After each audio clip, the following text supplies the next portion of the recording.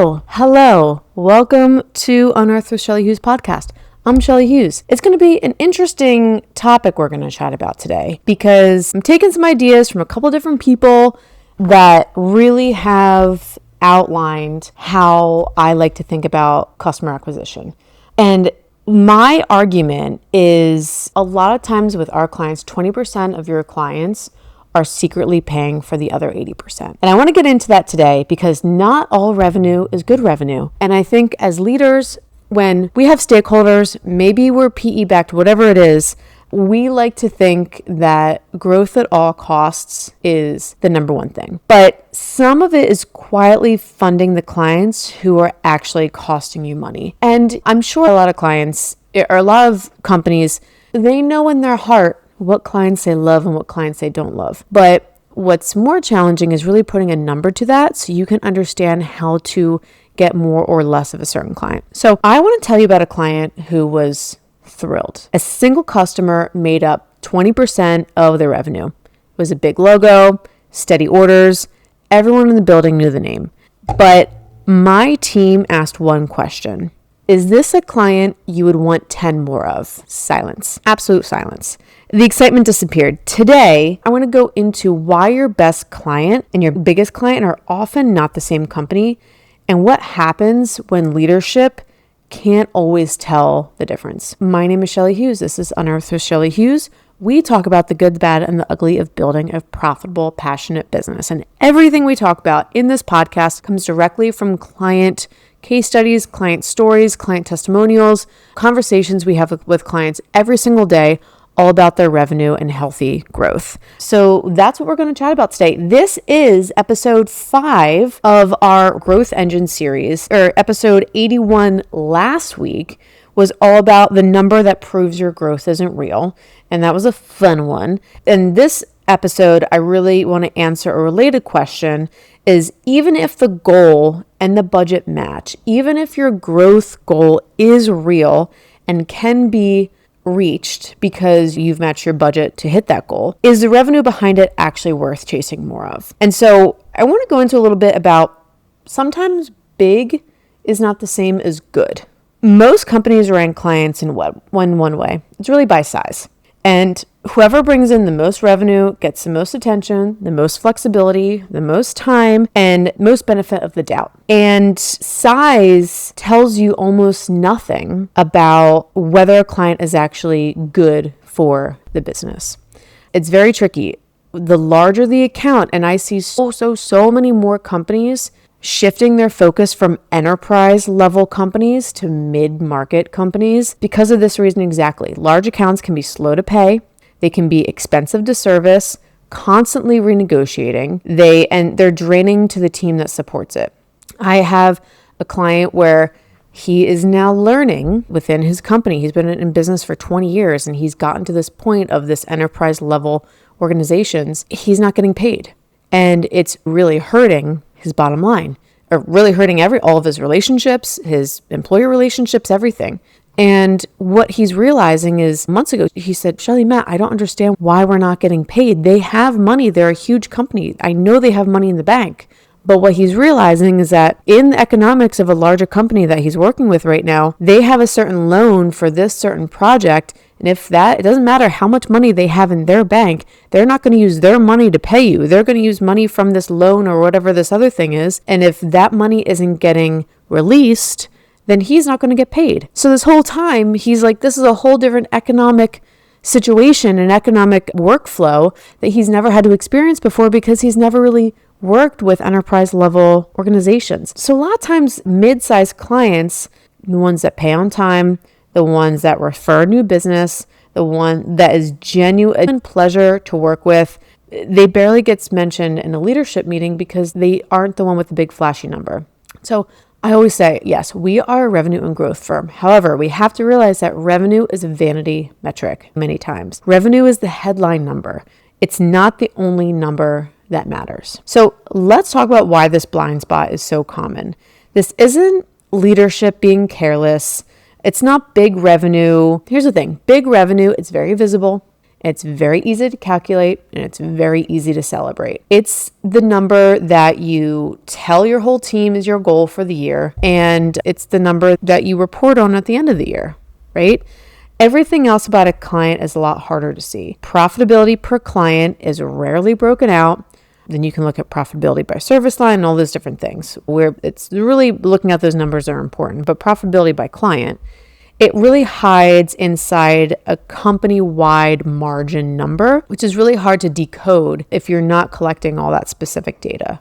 Do we actually working with them? Isn't a metric that really anyone tracks. It's not a really easy thing to put on a dashboard because it's pretty qualitative, even though everyone on the team could probably answer it pretty instantly if asked. Chasing more revenue many times looks like progress. Here's the thing. You and I know we have built our companies to a certain point. We know that the big whales, that the big companies, that the big projects are going to get us to our big goals. We know that. I know that. You know that. This episode is just talking about, okay, let's look at our business from not just a revenue perspective, from a healthy revenue perspective, and not just that, but from a morale perspective of our team. It's something that you cannot ignore, because if you keep losing team members because you have crap clients, if your bottom line is suffering because you're spending so much time on very specific clients and everyone's at capacity and you have to hire more people, that's not just a people problem, that's a company problem and a P&L problem that you have to diagnose to make sure that you're going after the right clients. Even when the revenue you're adding looks exactly like the revenue is draining, it always is that sexy number nonetheless. And like I said, it's affecting your bottom line. This is something that you can think about from a client that maybe has a pretty small revenue number, right? They bring in a little amount of money. I have to tell my team sometimes that it is not worth us talking about this client anymore. We do a lot for them. We always go above and beyond scope. It's just what we do. But we really have to figure out what relationships we want to build and what we don't want to build. Because here's the thing. The clients that you get are going to refer clients. If you do a good job, they're going to refer more clients like them to you. So you really have to understand who you're putting your effort toward, because those are the relationships that you're going to build. And when those referrals happen, you're going to get more of those clients. We were working with only small businesses when we just opened 6 years ago. And I was like, oh man, we're getting all these clients, but it's costing us so much money to do these proposals and renegotiations. And when you're a small business, when you're a startup, every penny, they might be putting their house as collateral, because every penny they spend, they're going to look at with a fine-tooth comb. And we're realizing that if we really serve those clients, they are going to refer more clients like them. And that's not a bad thing, because there's a company out there that would thrive on a client like that. We weren't exactly that client. So it's really important to look at who you are bringing into your circle, because you're most likely going to be known for being able to serve that type of client, and you're going to be referred more of that type of client. So let me talk about the most dangerous version of this. It's when the business looks like it's scaling, but quietly scaling its worst fit relationships right alongside its best ones. As you're building up both different segments, even though this segment is not the best for you from a profit standpoint. And again, profit means a lot of different things. It means time, it means resources, it means whatever. It means cost per acquisition, customer acquisition cost, whatever you want to call it. It's when it's scaling, but in my mind, how I like to define scaling in business is when you are able to increase revenue while not proportionally increasing your expenses. So you want to keep your expenses the way they are while you're increasing your revenue, which means you're then increasing your profit. That's the definition of scaling. And if you're increasing your revenue with these bad clients, your expenses are just going to increase with it. So how does this show up? It shows up a lot of times when growth doesn't feel like growth. It's when revenue climbs, but margin really doesn't follow it, like I said. And because these new clients look like expensive old ones, they're the same type of industry, they're the same type of client, you're getting these new clients, but you're realizing that they're just kind of duplicates, copy and paste of the ones that you spend way too much time on in the past. The team's best energy goes towards propping up a difficult, demanding account instead of the clients that actually make the business better. That's when you realize that this is becoming a problem. we're dealing with a client right now. Everyone has these 3 tiers, like good, better, best, right? Not everyone, but that is a pricing strategy that many people do. And we were discussing retention and what that means and the profitability per segment and per type of client. And this is even during the sales call. They weren't even an official client yet. In the sales call, I kind of questioned, I'm like, hey, why do you even have this lowest tier? It seems like they are the most demanding clients that would have never been happy in the first place. And everyone kind of stopped and looked at each other and they were like, Shelly, that's exactly what we were just talking about. No one really wanted to say it out loud, but they were kind of dancing around the topic because they want to say yes to everyone, right? But it was a huge aha moment that someone in the sales call, not even in the actual discovery phase, picked up on this and they realized that yeah, we all know the clients with the lowest budget have the highest expectations and they'd probably never be happy in the first place because they don't value what you do. That's not the best client for you. Sales is also an interesting characteristic in this. Sometimes what I find is the typical sales commission structure is very short-minded. Sales keeps chasing anyone who'll say yes because no one ever really defined which yes is actually worth having. And no one put a value to the yes that's worth having. So if a great client and a not great client are both going to get this person the same commission, they're going to go with whoever says yes. The other thing I see is how it's so short-minded is what is someone going to do? Are they going to go after this quick win that might be less money? Or are they going to really invest a ton of time in this big project that would be incredible for your company, but it's going to take a lot of time and it's not even really a guarantee that you're going to get?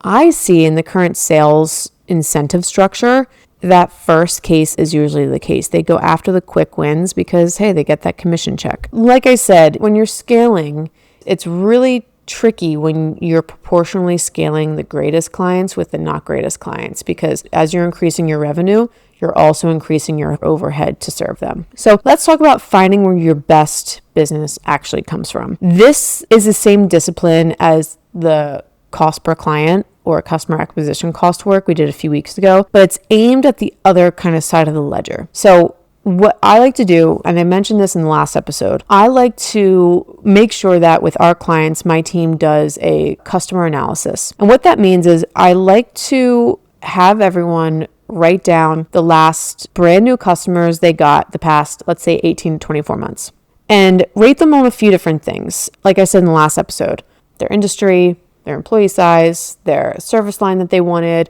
who you talked to, what was the first introduction, like how do you first get introduced to them, whether it's digital, web, inbound, if it was referral, who referred them, and then where did you meet that referral, right? I do all that. That's all the demographic things and the source parts. But then I rate them on 2 different things. I do this for us, but my team does this for clients. 1, were they actually profitable once real cost to serve was counted? So who were the most profitable? Now you do a little $, $3 signs, $2 signs, $1 sign, just to make it easy. And did the team genuinely enjoy working with them? So maybe it's a smiley face, a neutral face, and a frowny face, right? And the third thing, I think, something that we do, not necessarily something that every client loves, it's to also rate them on who we were able to serve in the deepest way. And what that means is you can serve a lot of different people, but whose businesses have you truly changed? How many aha moments were you able to give with these clients versus these clients? And what are the differences between them? So 3 things I really like to do. 1, it's who are the most profitable once real cost to serve was counted. So look at that direct cost and with each of these pieces of revenue. Did your team genuinely enjoy working with them? That supports morale, that supports retention and all these different things. And who were you able to serve in the deepest way? Most likely, all of those things are going to highlight a few different clients.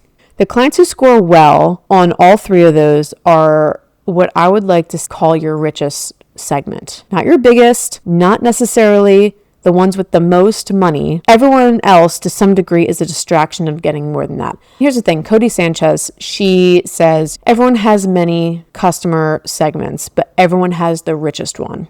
And here's the thing. I very much hear that too, right? You have to take that into consideration. Who is not afraid to spend money? That's going to cut many times on your acquisition cost because you're not going to have to negotiate and do all these things, right? There's not going to be penny pinching. So you have to think about this as like, what is most valuable to you? My point is just saying, the biggest company isn't necessarily going to be your quote unquote richest. So keep that in mind. Because too, middle market companies, a lot of times it's much easier for them to make decisions to spend money, right? So just little things like that you have to think about. So once that segment is identified, you can map then exactly where those clients came from. So in that tool that we use, we then go to see, okay, where was a source? And that's where the next round of growth investment should go. That's where you should double down on. Unless you're trying to go into a new market, that's a whole different conversation that we can have. But you want to double down on where you got more of those, not wherever the loudest opportunity is necessarily, because that might not